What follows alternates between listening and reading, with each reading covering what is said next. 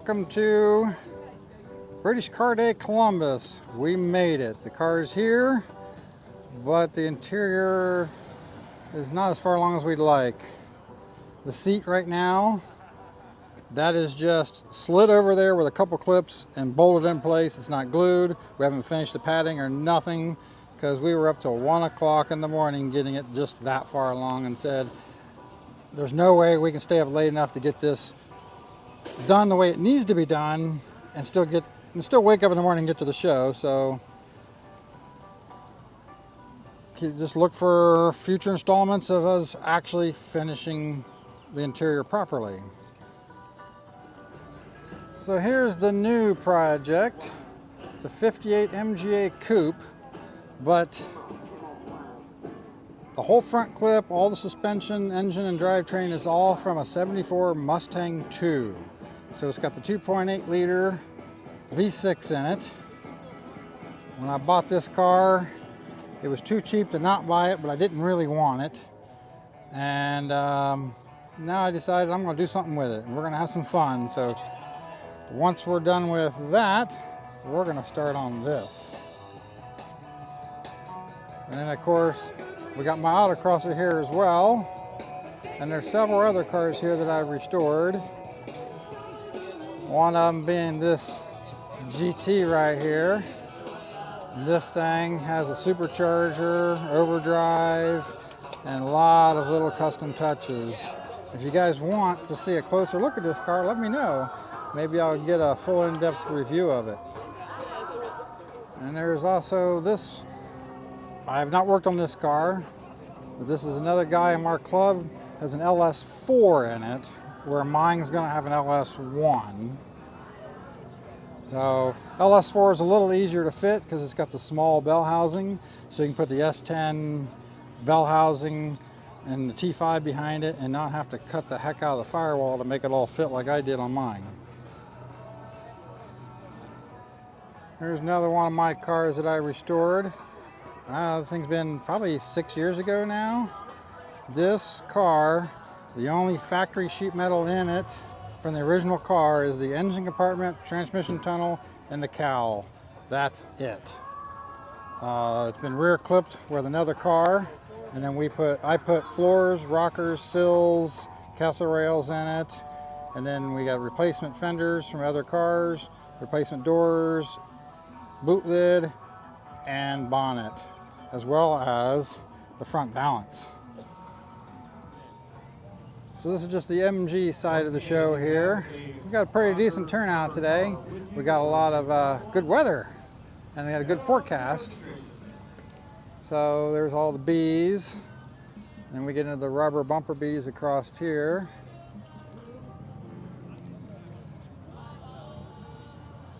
And all the GTs across here. And then we got a bunch of Morgans up here.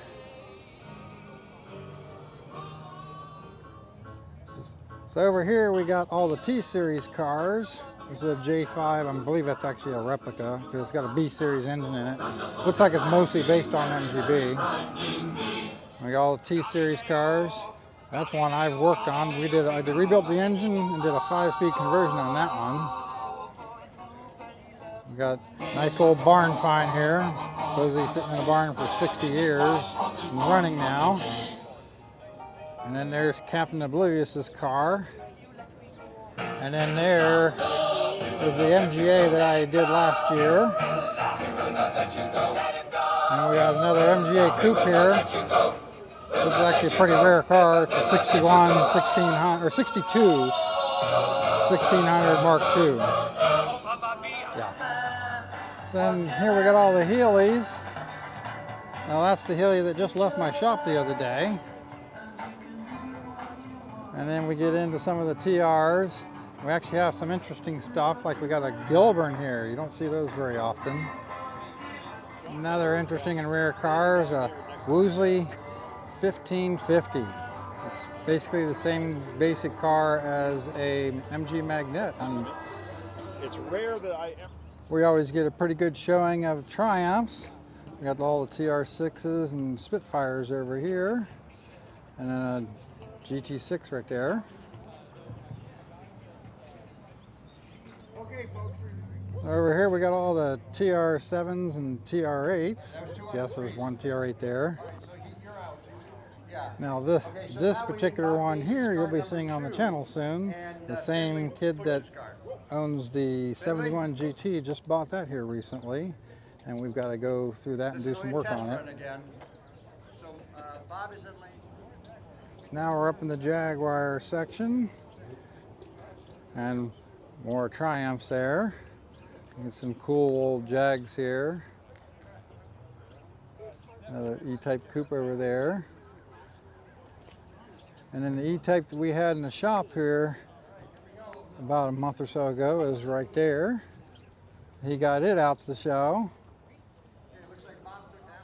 So they were expecting 175 cars today, and it looks like we might have them.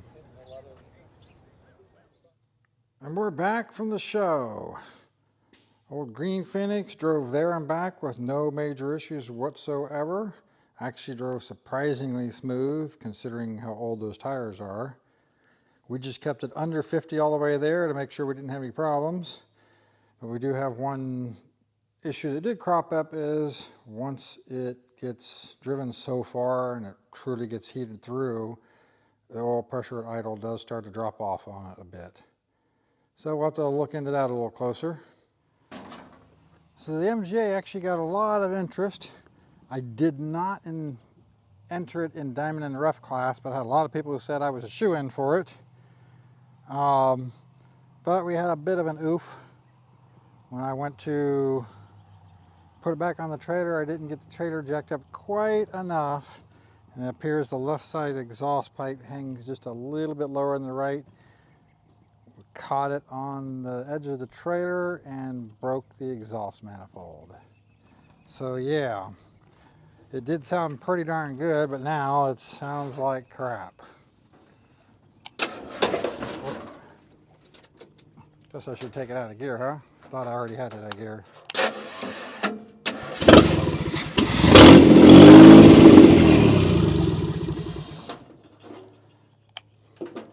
So yeah,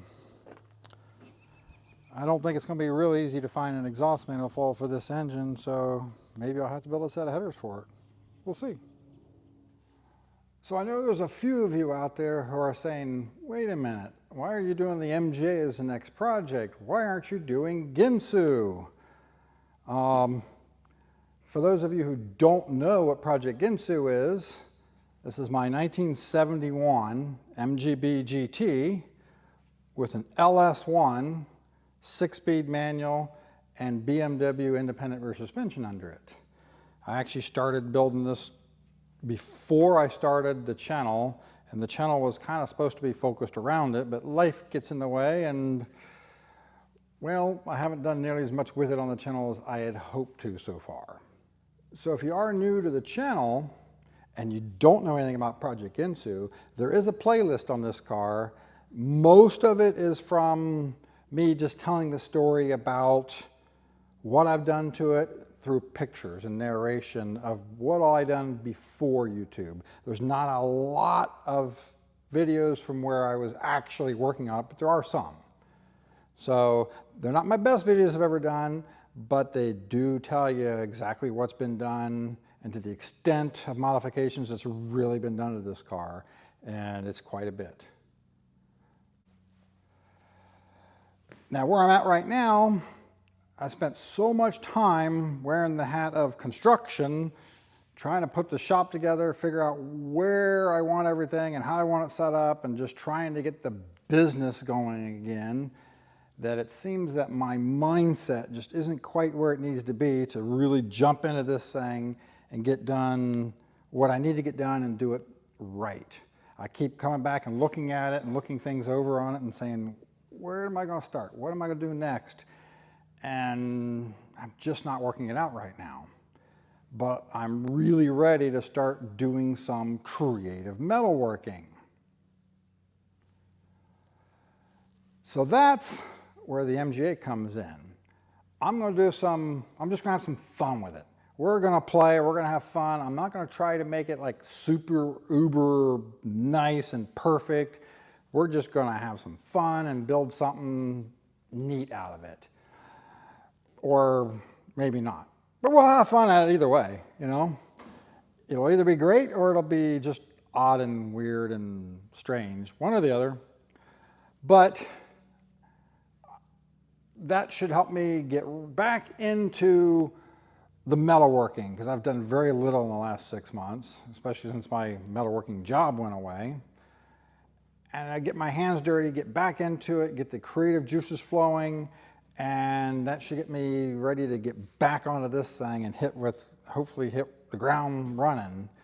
But I've also got some things I'm working on this right at the moment where I just can't do them yet. My brother is going to be helping me put together the front suspension, and he has not been available for that. I wanted to do it with my father, but he passed away before we could get that far, and he passed on enough of that knowledge to my brother that I'm going to work with him on that. It would take me, I'd figure it out, but it would take me a lot longer to sort through everything and figure it all out than it would having him help me.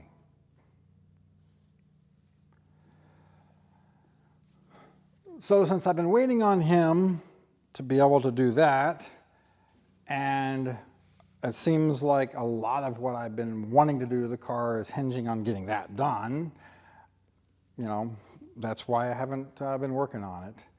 And that's why we're going to do the other car. Now just you stay tuned and you see what we do with this other car. It's going to be fun.